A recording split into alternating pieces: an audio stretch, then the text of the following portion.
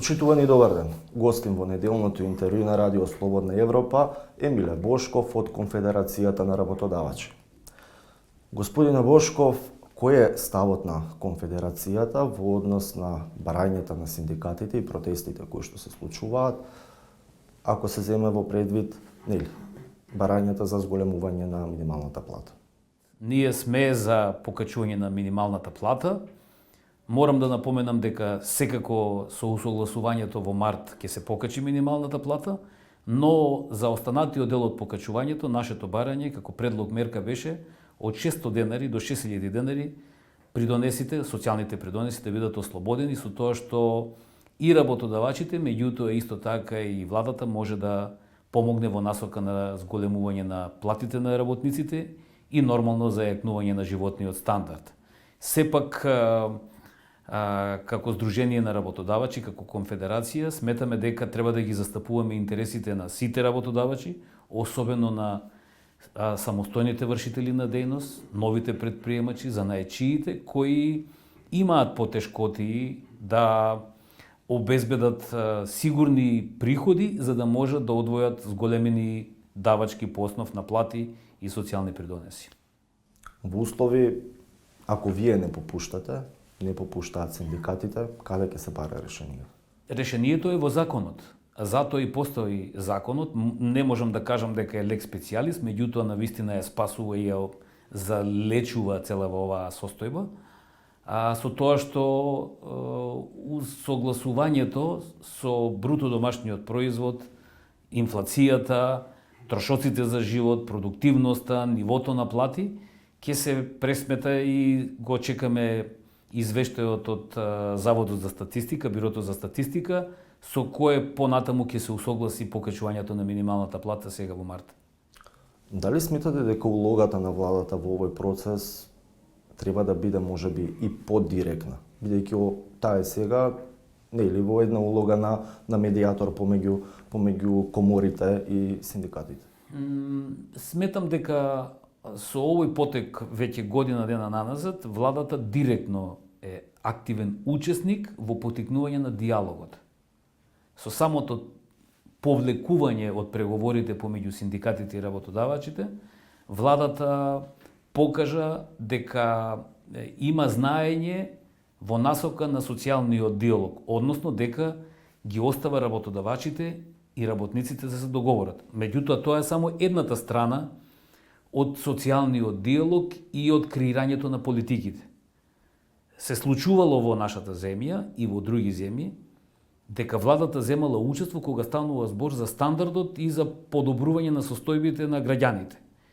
И затоа ние најдовме решение, односно понудивме решение, дека ослободувањето, не субвенционирањето, ослободувањето од социјалните придонеси може да биде клучот за покачувањето намалени трошоци по основ на социјални придонеси на работодавачите, меѓутоа и изголемена плата по основ на нето плата за работниците.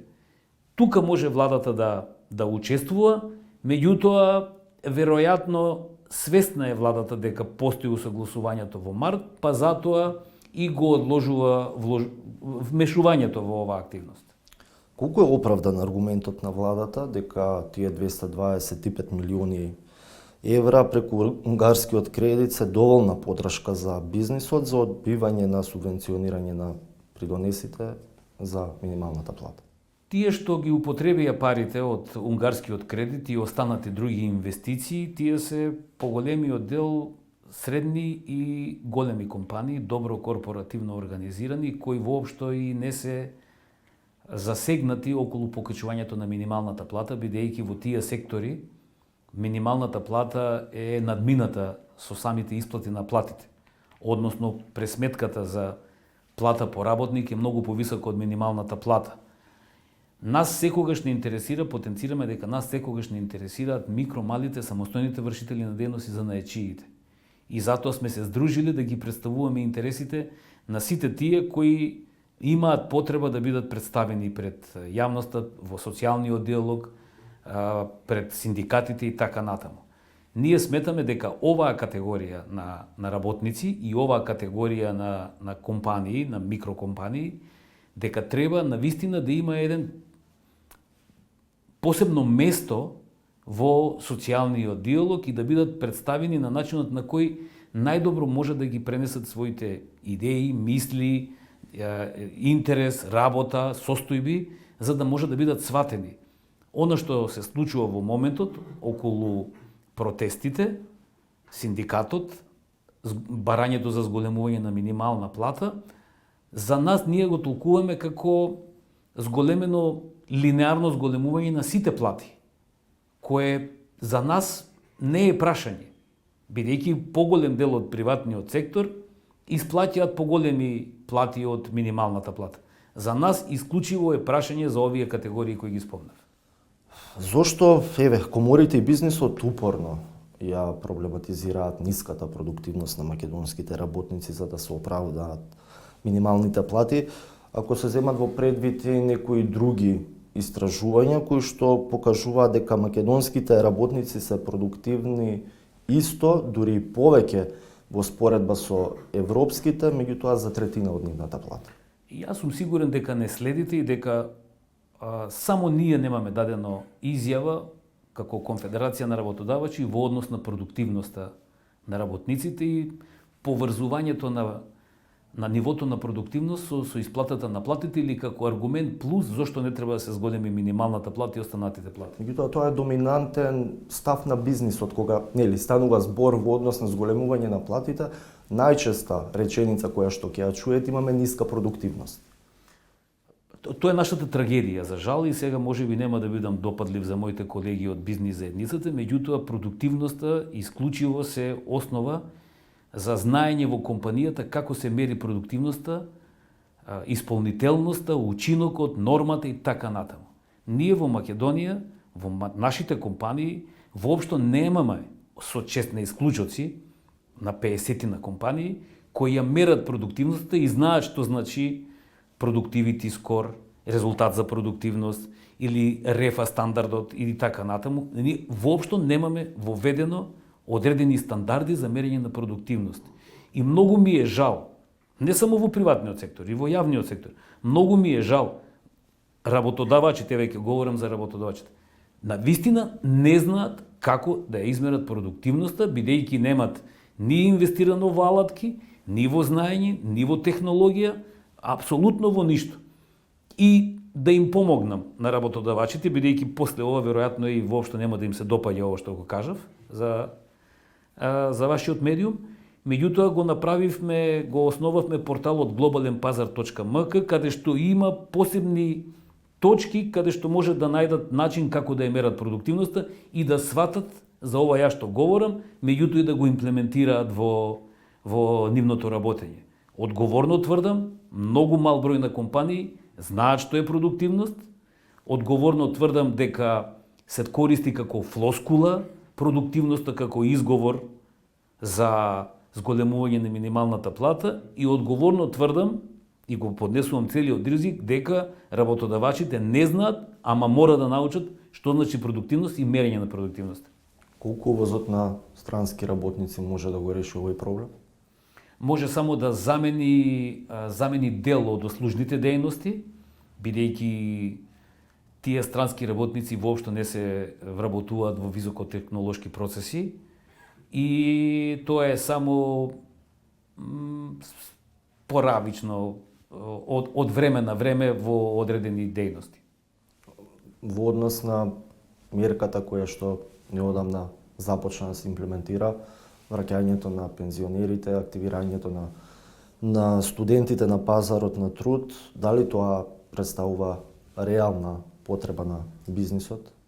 Реална потреба на граѓаните и на работниците, де факто е поважниот одговор, поважната состојба. Дали би ги задоволило потребите на бизнисот? Ќе ги задоволи дефинитивно, бидејќи има одредени компании кои не може да најдат соодветен кадар за процеси кои се случувале како тековно работење во компаниите. Има одредени компании кои имаат технолошки процес со години наназад.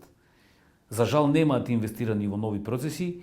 Тие луѓе кои си одат во пензија, работници кои си одат во пензија, имаат потреба и да заработуваат дополнителни средства, меѓутоа не е фокусот тоа.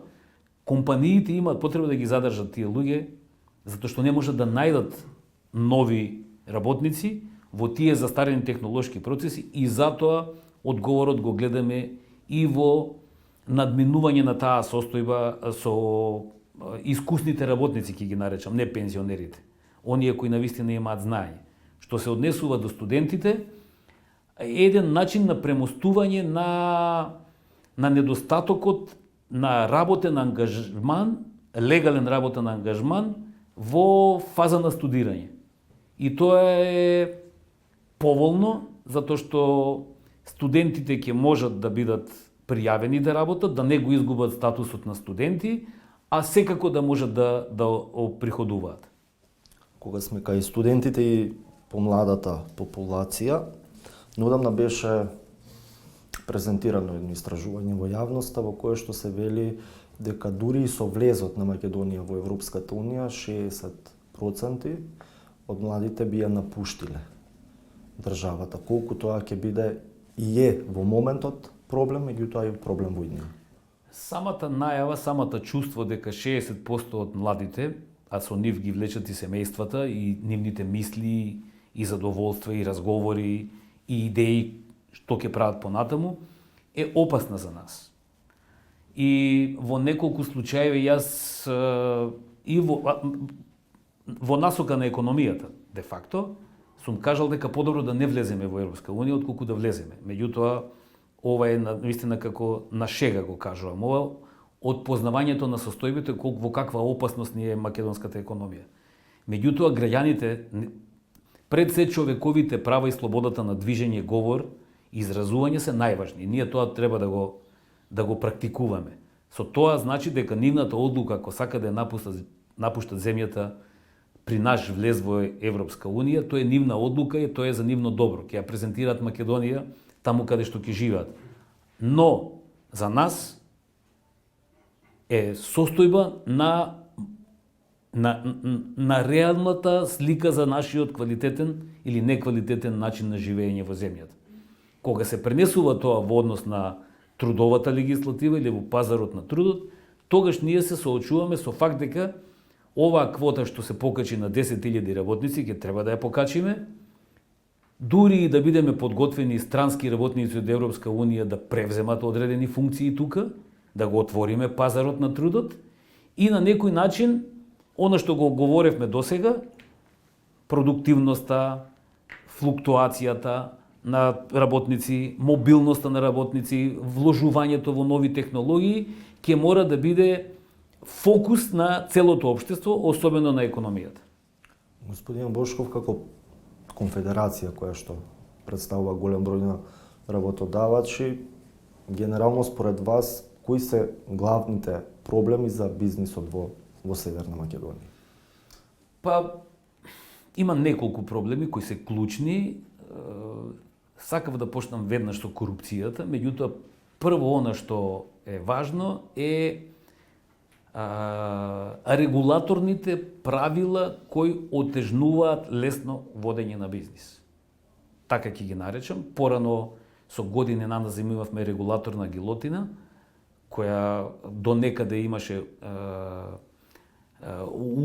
успешен почеток, меѓутоа кај нас оптоварувањето за водење на бизнис со парафискални процедури, со парафискални даноци, давачки, со одредени извозни, увозни, производствени, тековни процедури во било која сфера, животна средина, енергетика, транспорт и така натаму, го отежнуваат на начинот на водење на бизнис.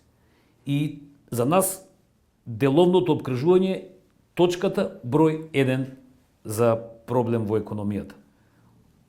Втората точка е корупцијата.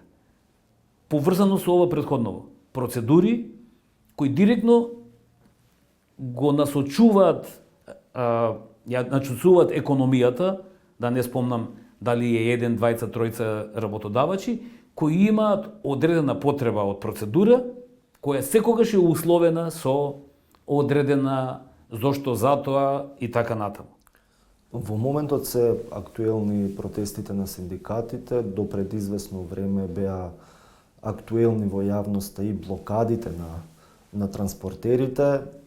Се блокираше неколку дена, Европската Унија излезе со ветување дека проблемот ќе се реши, меѓутоа се уште немаме никакво конечно решение.